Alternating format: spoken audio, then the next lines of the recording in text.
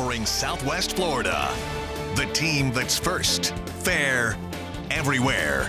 This is Wink News at 5:30. It's an historic event that's been debated and filled with conspiracy theories for more than 60 years. Did Lee Harvey Oswald act alone in the killing of President John F. Kennedy in Dallas in 1963?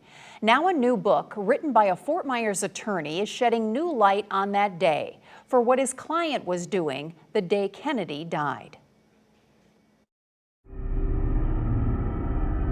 From Dallas, Texas, the flash, apparently official, President Kennedy died at 1 p.m. Central Standard Time. Ma'am? I can't sit up. Seems unreal. Like, this can't happen in our country. The American public continues to debate what happened in Dallas on November 22, 1963, a day that shattered the innocence of an entire nation.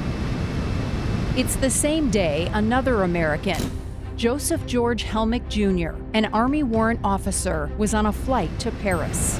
So he boards the plane to Paris, armed with top secret codes to give to the Soviets, and he hears over the plane's loudspeakers, Kennedy had been assassinated.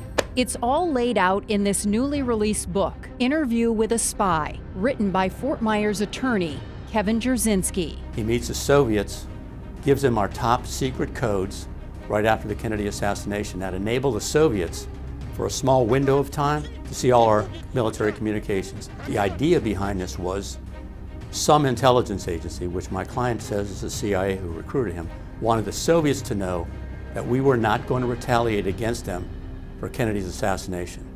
And what that meant was whoever pre-planned this mission knew in advance that Kennedy was going to be assassinated. Helmick was eventually charged with selling classified information to the Soviet Union and sent to prison for life. How did you approach the Soviets at their embassy in Paris? Helmick talked about his early days with the Soviets in an interview with Charlie Rose on CBS in 1985. What questions did they have for you? Oh, immediately they wanted to know who I was, where I was from. But you said they probably recognized you. There was a good possibility they did. Jerzinski met Helmick in 1982 in Talladega Prison. He represented Helmick and agreed to release his side of the story. Jerzinski says the government characterized Helmick as an uneducated dropout who needed money, and that's why he sold secrets to the Soviets. It was disinformation.